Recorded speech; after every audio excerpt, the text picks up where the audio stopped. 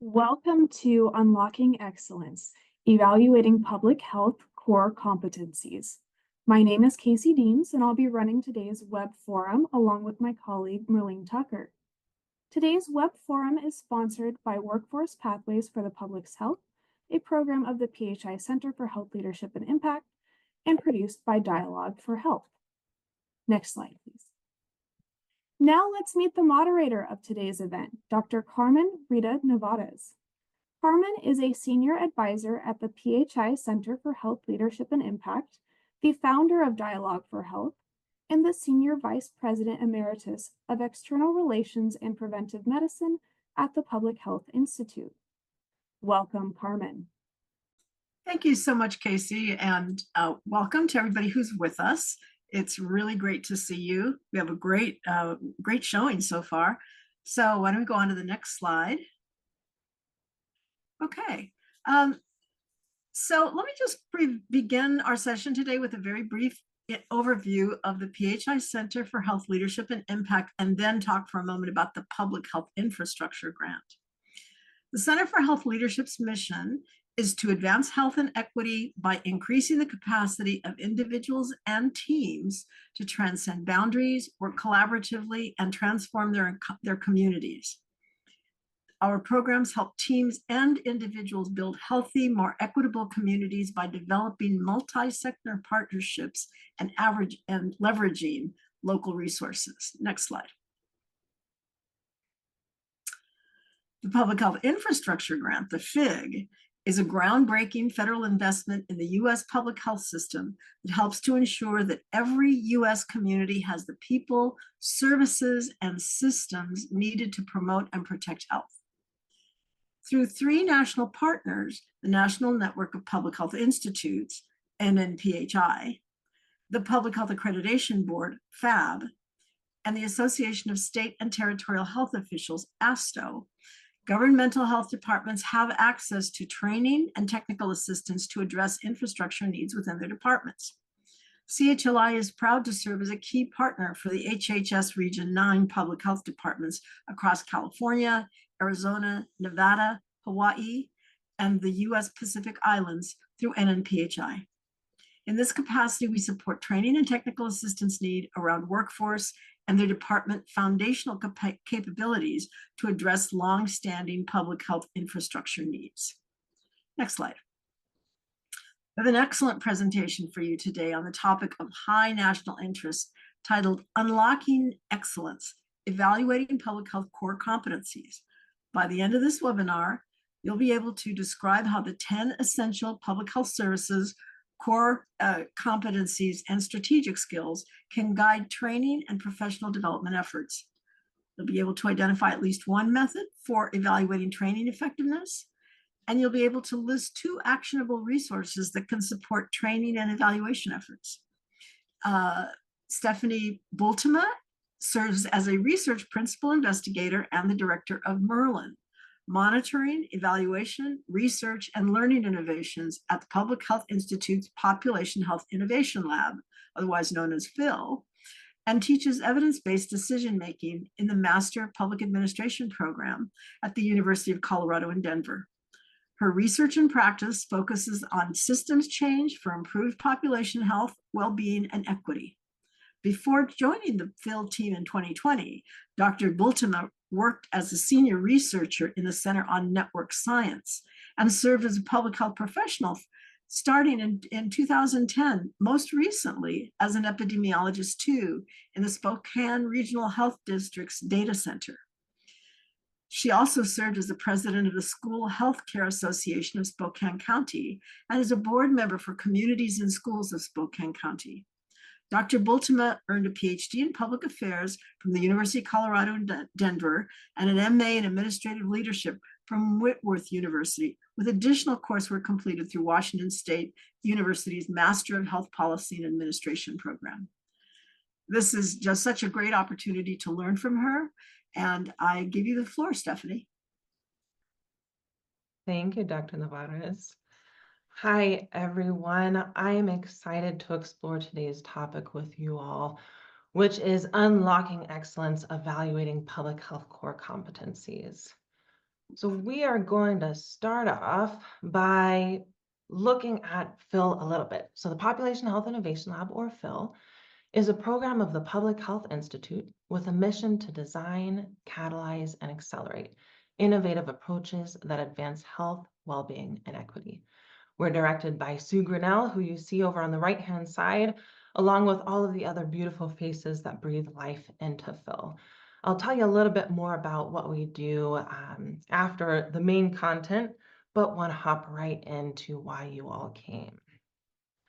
So we're going to start off with introducing the 10 essential public health services, the public health core competencies, and the strategic skills. We'll then discuss how the core competencies can be leveraged for training and professional development. We'll explore approaches to evaluating core competency trainings and professional development efforts, and we'll close out with any questions that you all have and discussing anything that came up during this presentation. As Dr. Nevada has shared, we have 3 objectives that we hope that you will leave today's presentation with. So by the end of this presentation, I hope that you'll be able to describe how the 10 essential public health services, core competencies, and strategic skills can guide training and professional development efforts.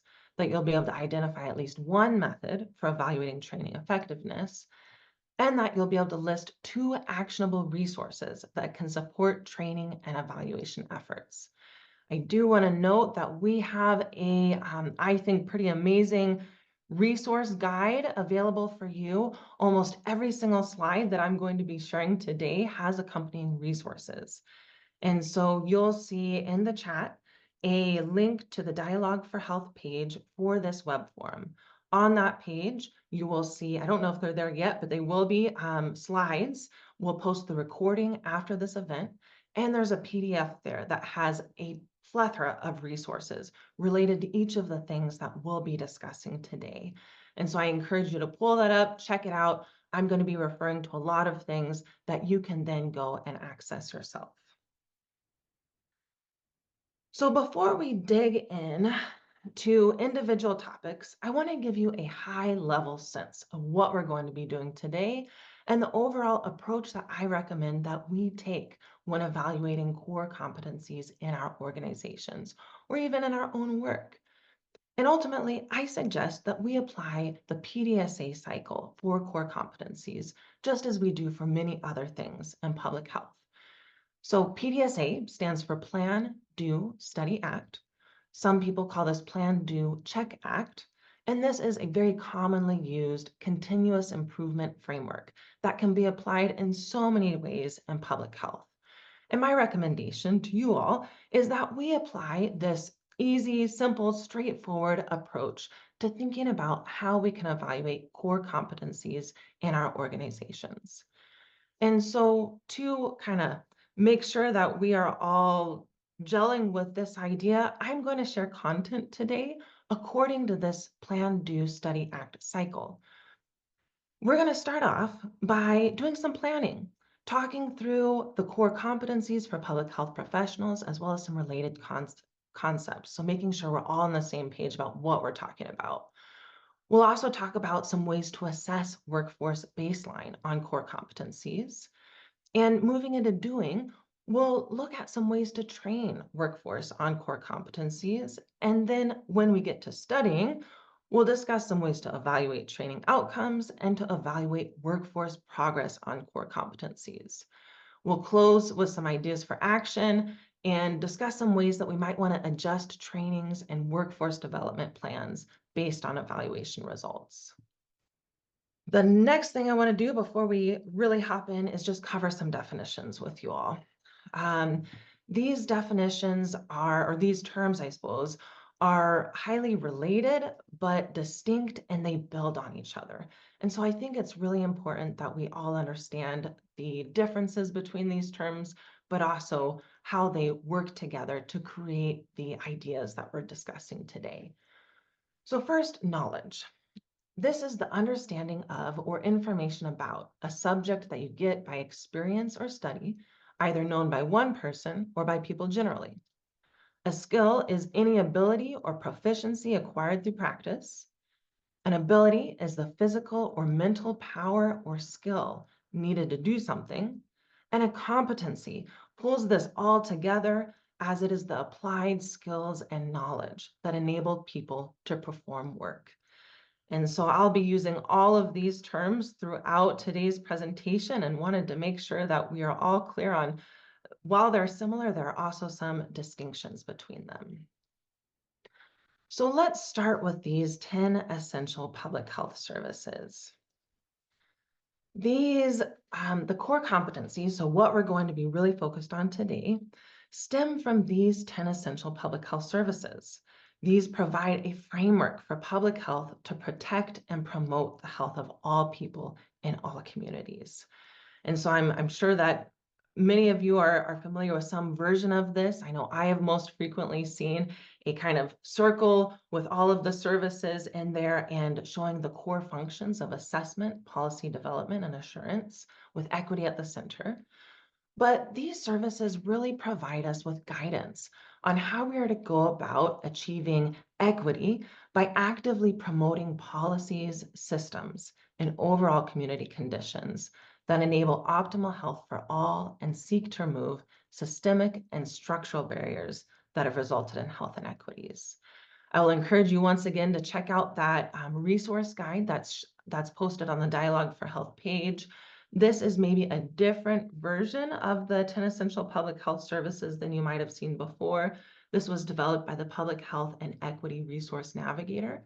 And one reason I really like this depiction, other than it's readable on slides, is that if you go to the web page where I grabbed this from, this is an interactive framework where if you're new to the public health services, you can go and click on each one of these services and dig in and really focus your learning and attention where you want to learn more. So the reason I start with these essential public health services is because the core competencies are a set of knowledge and skills that are needed for the broad practice of public health as defined by the 10 essential public health services. And so these core competencies that we're most focused on today stem from those public health services. The core competencies for public health professionals were developed and are currently maintained by the Council on Linkages between Academia and Public Health Practice. They were first adopted in 2001, so they've been around for over 2 decades. And the council revisits these core competencies every 3 years to ensure that they are relevant and that they're as useful as possible to the field. The last major update of these core competencies happened in October of 2021. And where we're at today is we have 8 core competency domains, which you see on the right-hand side of the screen here. These include analytical and assessment skills, policy development and program planning skills, communication skills, cultural competency skills, community dimensions of practice skills, public health sciences skills, financial planning and management skills, and leadership and systems thinking skills. And so for each of those 8 domains, there are 7 to 16 competencies per domain, meaning that overall there are 56 core competency statements. So there's a lot of ground to cover. We as public health professionals really have so many different areas that we need to be familiar with and competent in to be able to effectively deliver those public health services. But fortunately, we have a ton of great resources out there to help us with this. Again, in that resource document that you can find on the Dialogue for Health webpage, there is a link to a document that provides detail on all of these core competency domains that goes into every single one of the 56 competency statements and gets even more granular, which we will also do here in a moment. But I want to go back to this idea that the core competencies stem from the essential public health services and share this resource, which is also linked for you, which was developed by the Futures Initiatives, that does an amazing job of making that connection explicit. And so how I think of this and how I find this tool to be really useful is, let's say that your organization, and so over on the right-hand side of this table, you'll see the 10 essential public health services. And so let's say that my organization is really focused on improving surveillance services. So that being number 2, the column 2 to the far right. And so I know that my organization's priority is to improve surveillance services. What this crosswalk allows me to do is then go and say, okay, well, if I'm looking in the 5th core competency domain, community dimensions of practice, this statement or this competency explaining the ways assets and resources can be used to improve health in a community is a competency that I know I can train to in that community dimensions of practice domain if I am seeking to improve my surveillance services. And of course, that is just one example, but this tool is an excellent tool for making that connection explicit between the essential public health services and the core competencies. So now let's explore this a little bit more. If we were to use these core competencies for workforce development, what could that look like? We have so many options here. The core competencies can be used to meet workforce development needs by identifying and meeting training gaps. We'll look at a competency assessment in a bit that is just a piece of gold for getting to this, identifying training gaps. We could use these core competencies to assess workforce development needs or assess knowledge and skills that contribute to job performance. We could use these for developing quality trainings or identifying mentoring and coaching opportunities, as well as writing job and position descriptions or informing workforce development plans. We can also use these core competencies to address workforce-related national accreditation standards.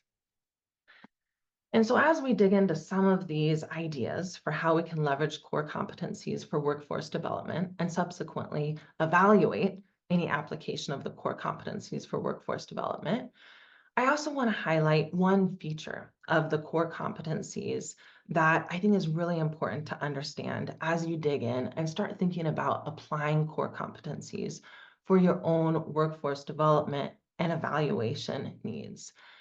And that is these sub-competencies by tier. And so on the right-hand side of the screen, you see that there are 3 tiers that these competencies are broken down by. Tier 1 includes people who have frontline and program support responsibilities. Tier 2 includes people who have program management and supervisory responsibilities. And Tier 3 includes those with senior management and executive leadership responsibilities. And the important thing to note here is that not every person in every public health role is expected to know the same thing.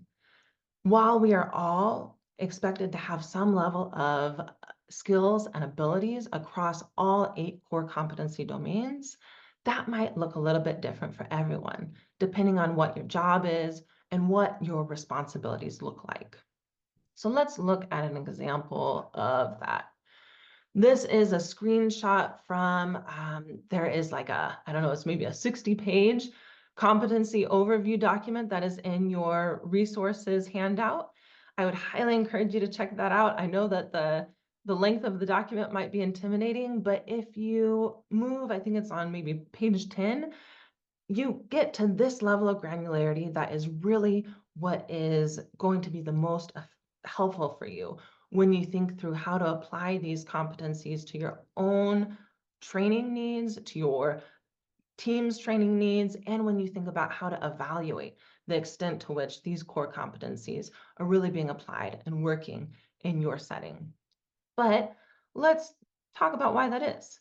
So here we're looking at Domain 7, Management and Finance Skills, and we're looking at the competency 7.7, implements organizational policies, programs, and services to achieve diversity, equity, inclusion, and justice.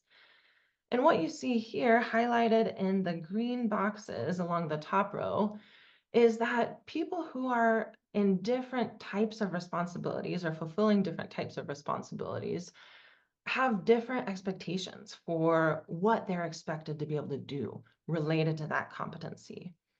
And so people who are in more of the support roles are expected to contribute to assessment, whereas people who are in more supervisory and senior leadership roles are expected to actually assess that impact.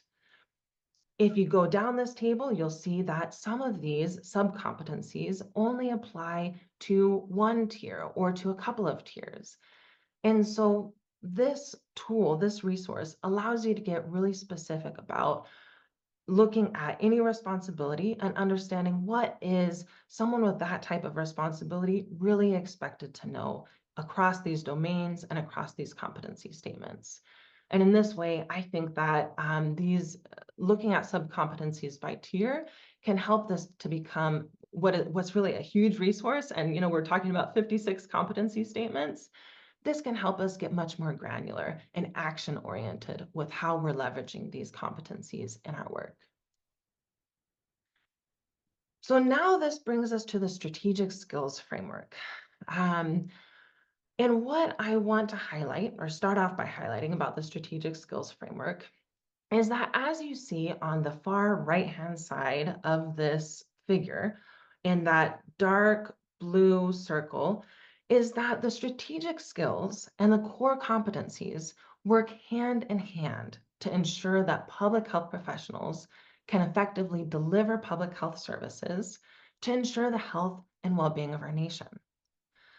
I find this to be so reassuring because I don't know about you all, but when working in public health, so many of the things that we're trying to do are large and abstract.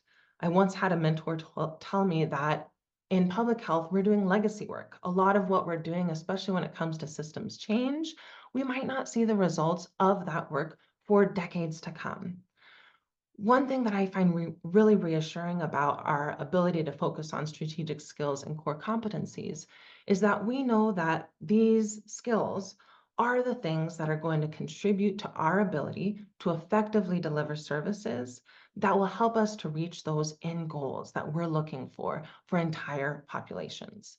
And so we really have, at the individual and organizational level, we have some control and autonomy over the skills that we're prioritizing. And these core competencies and the strategic skills help us to know which of those skills are going to be most impactful to prioritize to help us reach our long-term population health goals. So this strategic skills framework is pretty new, and it is appropriate for all public health professionals working to advance the 10 essential public health services and the foundational public health services, regardless of discipline, focus area, or supervisory level. And so essentially, if you're working in public health, these strategic skills are applicable for you. According to the book that was just released earlier this year, Building Strategic Skills for Better Health, the strategic skills framework emerged from the idea that the governmental public health workforce should take a more integrative approach to strategic management and technical skills to effectively manage initiatives, engage across sectors, and influence key factors that affect health in communities. The de Beaumont Foundation responded to this idea by convening the National Consortium for Public Health Workforce Development. In that consortium, identified 9 indispensable high-performance workplace skills that are applicable to the entire public health workforce, regardless of specialty or discipline. Those 9 skills are identified on the right-hand side of this slide, and they include systems and strategic thinking, change management, effective communication, data-driven decision-making, community engagement, justice, equity, diversity, and inclusion, resource management and finance, policy engagement, and cross-sectoral partnerships. If you would like to learn more about any of these strategic skills, I highly encourage you to check out de Beaumont Foundation's website, where they have a plethora of resources as well as a description of each of these strategic skills if these are a newer idea to you. So let's now look at this idea again of how these things all fit together. So I love this quote from Doctors Fraser and Castrucci that the future of public health requires a deep understanding of the specialized, science-based, and technical aspects of what improves health and wellness, as well as a broad understanding of the strategic skills that support effective public health practice. And so this gets us to the idea of the public health T, where really we're thinking about how strategic skills can complement those specialized skills. And what you'll see here is that so the specialized skills they include things like communicable disease control and epidemiology, health education, and that these specialized skills are critical to all of the work that we do in public health. However, we can't just rely on our specialized skills. In order for us to be really agile, adaptive, responsive, and to meet the needs of our communities where they're at, we also need to be competent in these strategic skills, which are reflected in the core competencies as well as in the strategic skills framework. These include things from policy engagement to systems thinking. And so again, let's just take a look at how we can crosswalk these things. And the idea here being that anytime you identify a gap or you've done an evaluation, you understand that this is a place we really need to work, you have all of these different tools that can help you to get as specific and granular about where you should really focus your efforts when it comes to responding to what you learn through evaluation. And so here you see a wonderful crosswalk of core competencies and strategic skills. Again, this is in your resource document. It's also available on the de Beaumont Foundation's website on their strategic skills page. But what we see here is a one-to-one crosswalk, just like we saw with the public health services and the core competencies earlier on. We also have this with the strategic skills and core competencies. And what this allows us to do is to identify strategic skills that should really be taught alongside core competencies to create that agile workforce with diverse and comprehensive skills that advance our public health goals. We see a green box toward the bottom of this slide where we can see, okay, we're looking at domain 5 of the core competencies, community partnership skills. And if we really wanted to improve our competencies related to this statement, we use community input for developing, implementing, evaluating, and improving policies, programs, and services. We can use this crosswalk to identify the 4 strategic skills that are going to give us the biggest bang for our buck if we really want to ensure that we are bolstering our abilities in that core competency to the extent possible. Okay, so now we have done our planning stage of what is it that we're talking about? Where are we going here? Now that we have continued, or now that we have kind of done that review of all of our main concepts, let's look at how we might use that information to align our job responsibilities with core competencies. This is again where you might want to go back and refer to those sub-competencies by tier, remembering that not everyone is expected to know everything. We all should have some baseline understanding of the 8 domains, of the 8 core competency domains, but we can get really granular with what that should look like by looking at those tiers. You may want to consider hosting a workshop to determine which essential core competencies are most relevant to public health job descriptions. This could be an opportunity to bring together managers and employees who have a role to play in a specific job function to collaboratively determine which core competencies are most applicable to a specific job. One of the resources shown on this slide and in your PDF is a job description prioritization process and step-by-step details for how you can conduct this type of workshop. This was developed by the Public Health Foundation and is an amazing resource. I highly encourage you to check it out. You could also really build the core competencies into performance evaluations. And you can use a related resource, the core competency assessments for public health professionals, to guide that work. So let's take a look at that, the competency assessments. This is one of my favorite resources that is being shared with you all today. But these competency assessments, which were developed by the Public Health Foundation, they provide a way to really do a thorough assessment of where are you at on the core competencies. PHF offers multiple types of competency assessments. And so you can look at domain statements only, really looking at high level, where are we at on core competencies? But they also offer them by tier. And so you can do an assessment by sub-competencies even. But one thing I really like about this assessment tool is that you go through it, you reflect on where you're at with these core competencies, and you have the opportunity to reflect using both quantitative and qualitative measures. And so here you see that we're looking at the community partnership skill domain, and you can rate your perceived abilities related to each of these core competencies on the numeric scale from none to proficient. You immediately get a total score and an average score for each domain. And then there's a place for you to include comments and reflect on what you learned from that assessment process. Once you have completed these assessments, and so again, this is something that you can do for your own learning purposes. It's something that you can administer organization-wide. But this is really what I would encourage you to do, something like these assessments, or maybe even using specifically these assessments to inform where you want to provide additional training on core competencies and strategic skills.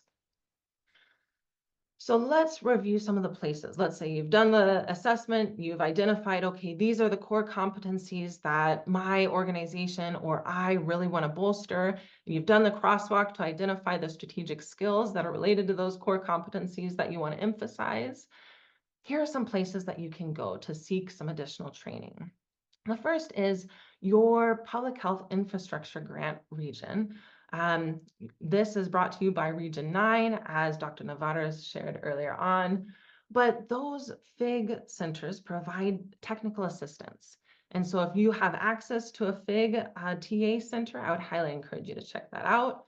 The Population Health Innovation Lab, or PHIL, the program where I work, we offer training in TA on mostly the strategic skills. I'll tell you more about this with the Powering Change curriculum in a moment. But especially if you're looking for trainings related to the core competencies, I would highly encourage you to check out the Train Learning Network. This is a learning management platform supported by the Public Health Foundation and used by public health agencies and organizations.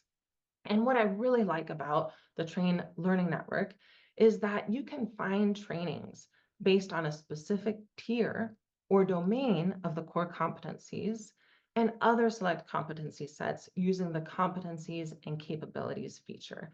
And so you've done that assessment work, you've figured out where you want to focus. The Train Learning Network helps you get really specific about what to focus there.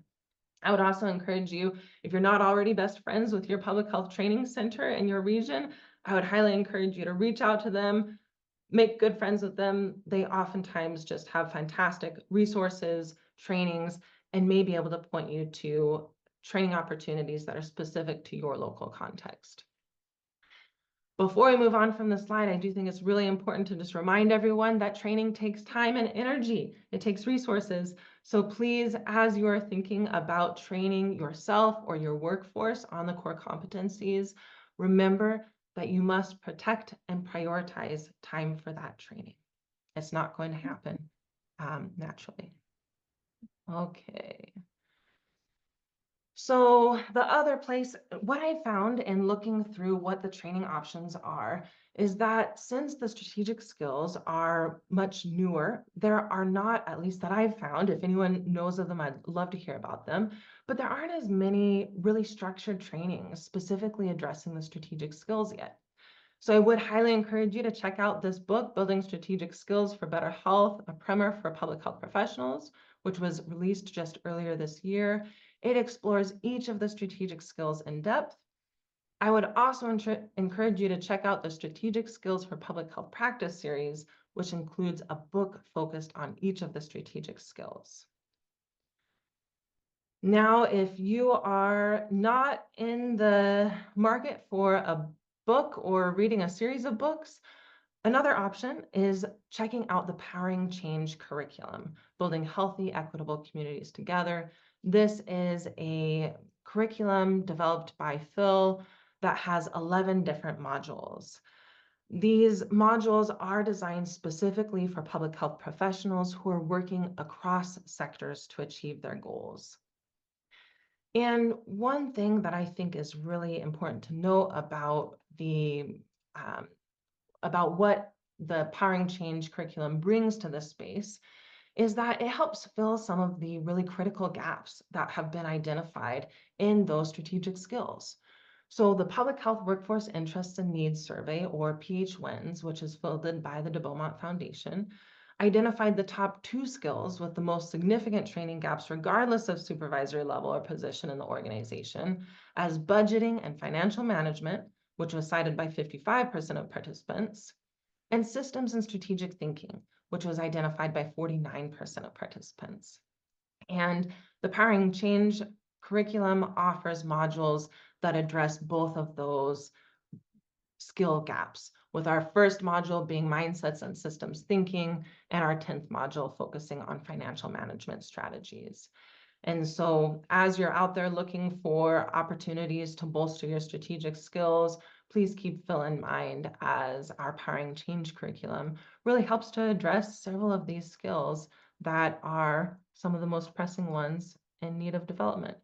I do want to note that this curriculum was developed based on a competency framework that draws on the public health core competencies. So as we are thinking about how to integrate these core competencies, strategic skills into our public health workforce development efforts, I would encourage you to think not just about trainings, but about individual professional development. And so here you see PHI's Career and Development Plan template. And at the top, you see an area for what I learned from my self-assessment. This is an easy way to build in, again, those core competency self-assessments that I shared earlier on. This might be something that you ask all staff to do a core competency assessment during your professional development planning stages. You might also, as you're thinking through development and tracking your professional development goals, build that into your professional development plan. And so here we see an example of how that can be done. Let's say we have a development goal of improving our ability to facilitate discussions with community groups. We could then articulate how that will address a public health core competency, with this one being community engagement.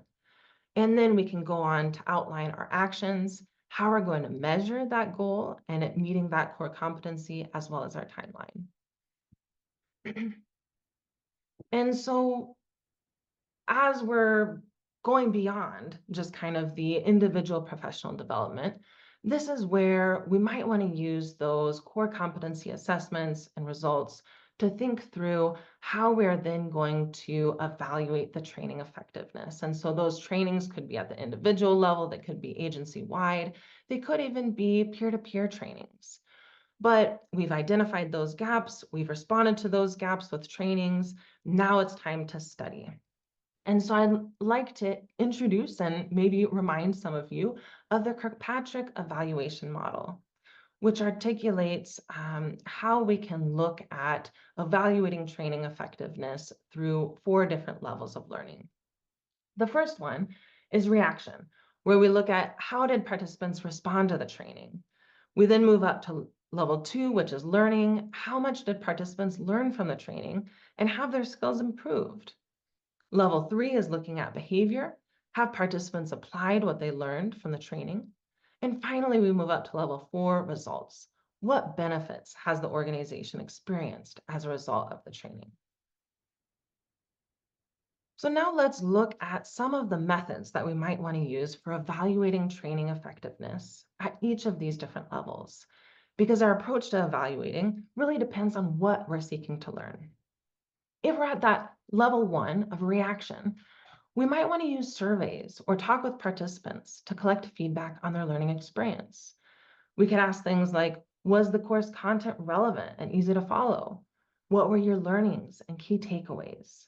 What were the strengths and weaknesses of the training? And was the training a good fit for your learning pace and style? When we move on to level 2, which looks at learning, we could use a combination of metrics to assess knowledge and skills gained. For example, we might want to look at test scores during and after the training. What's changed? We might want to look at evaluation of the applied learning projects. And so if you're actually using that information in a project, how did that go? We could look at course completion and certification or supervisor report and feedback. Once we get to evaluating behavior, that's when we might want to look at how the training has influenced the learner's performance. We could do this through self-assessment questionnaires, informal feedback from peers and managers, focus groups, on-the-job observation, or even actual job performance, key performance indicators or KPIs. We could look at customer surveys, comments, or complaints.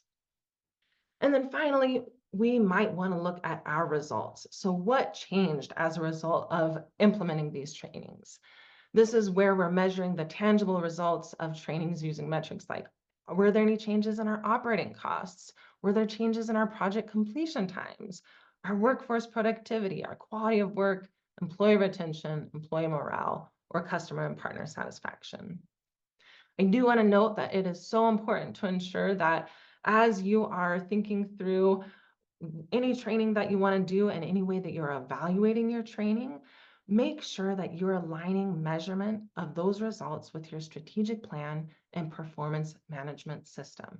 There are a million different directions that you could go with evaluating your training effectiveness, but aligning it to your organization's priorities is one of the best ways to ensure that you're staying on target and staying as focused as possible.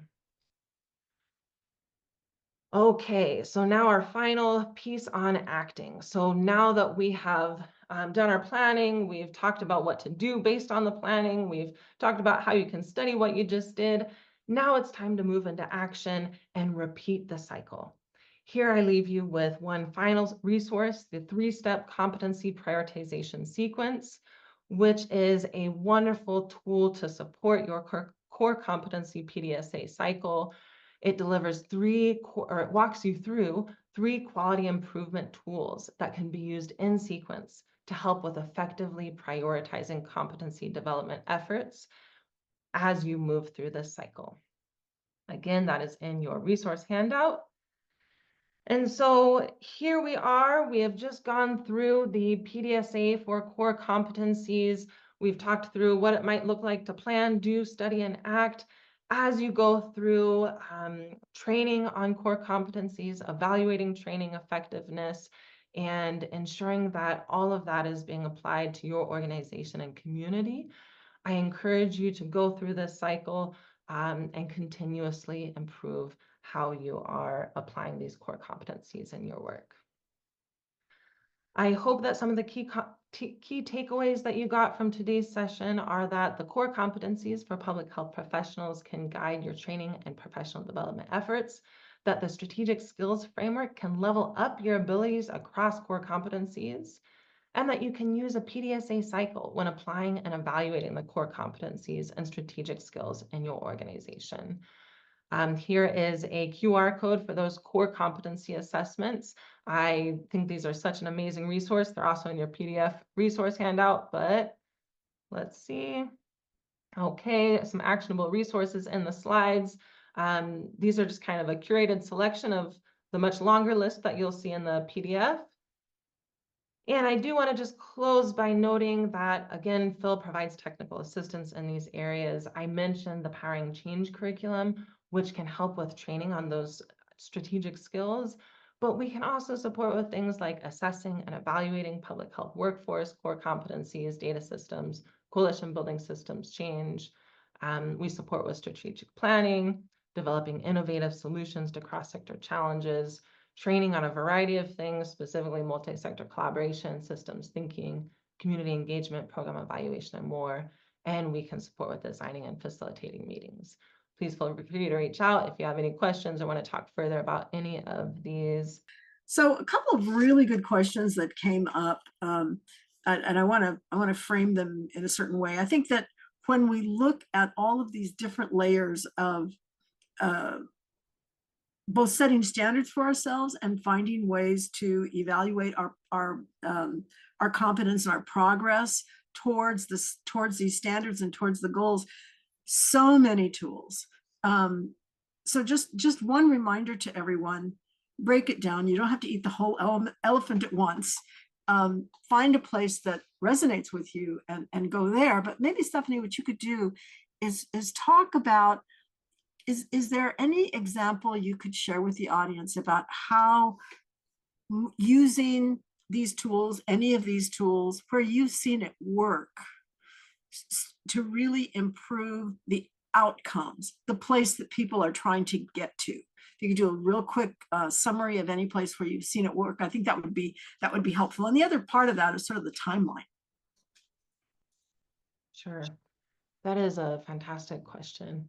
And I think, it goes back to that, looking at what are you trying to do?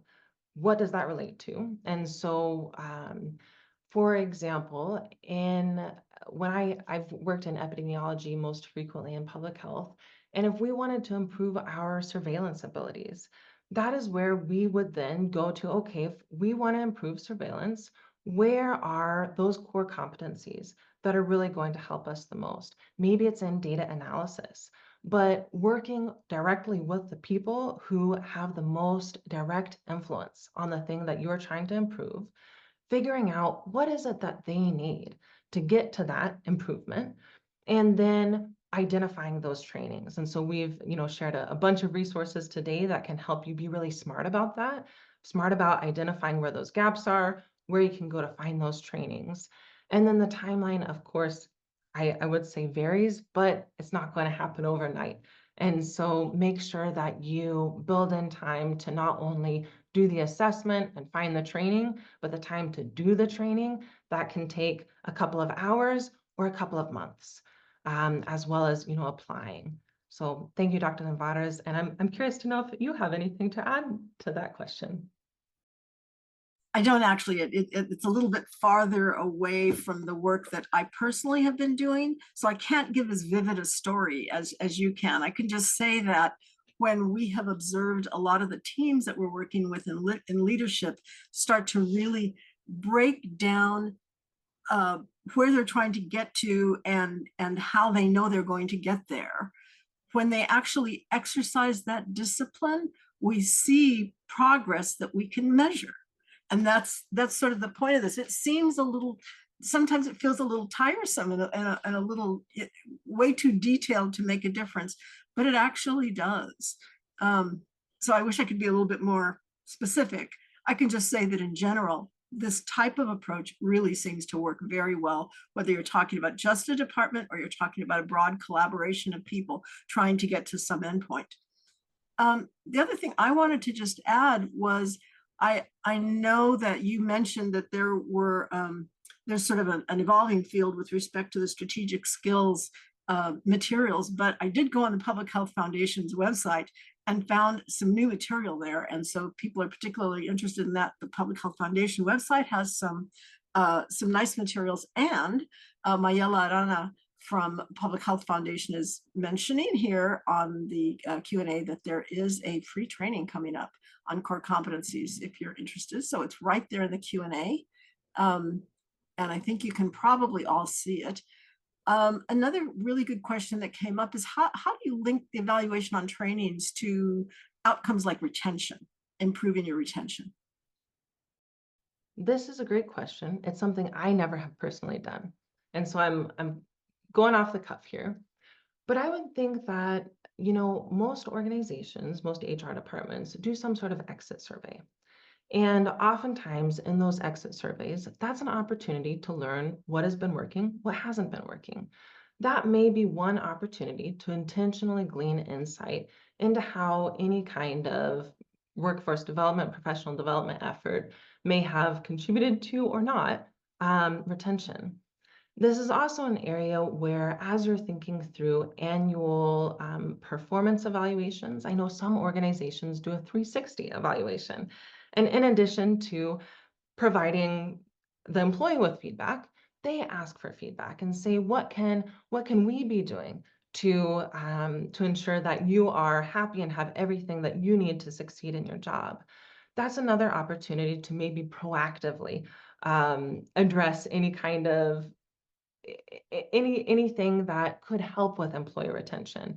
If people are saying, I really would like more training or more training of this type, that is one way to build it in proactively. Exit surveys or exit interviews might be a way to understand if there was a link in an employee's decision to leave. Although I suppose that's at the opposite end of retention.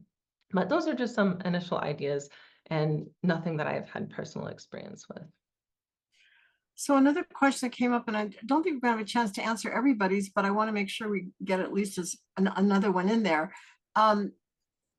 We have a good question from Jose Montoya, who's asking about working on DEI integration through many of their 60 programs. So how have the core competencies been used?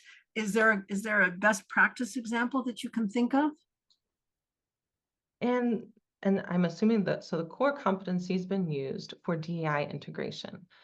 In that sense, I think of, I don't have a best practice example that I know of offhand. But I think of a actually past Dialogue for Health session that spoke to the importance of building equity into every single thing we do. And it's not about our job description. It's not about the project that we're working on. And in that same sense, I think that as we are thinking about integrating core competencies into our workforce development, our own training, thinking about how can we integrate that equity, diversity, and inclusion lens into every single training on core competencies. I hope that the core competencies focused training coming up will maybe provide some examples of how that could be done. I think that that's really important, and we will find a link to that webinar. And I believe I remember that this was one that Charles Hawthorne may have done, but I think it's really very, very critical to not to isolate something as core as DEI integration into a little box on the side. Yes. It really should frame up the way that you approach everything. And I think that that's what we're trying to move towards. And hopefully at some point, some of the ways in which we really develop our evaluation tools, our internal assessment tools, incorporate that every single time from every single perspective. It makes us richer and it makes us stronger. And that's what we're about. Asking you all to just take a few minutes to complete this short evaluation form. It's very short. We've shared it in the chat, and contact FIG if you have any additional questions or follow-ups. Perhaps if you need a referral to your FIG leadership in your region, you can look on the NNPHI website or just contact us directly, and we can help connect you to what your local FIG is. I really want to thank everyone, and we will have another Dialogue for Health event on Tuesday, October 15th.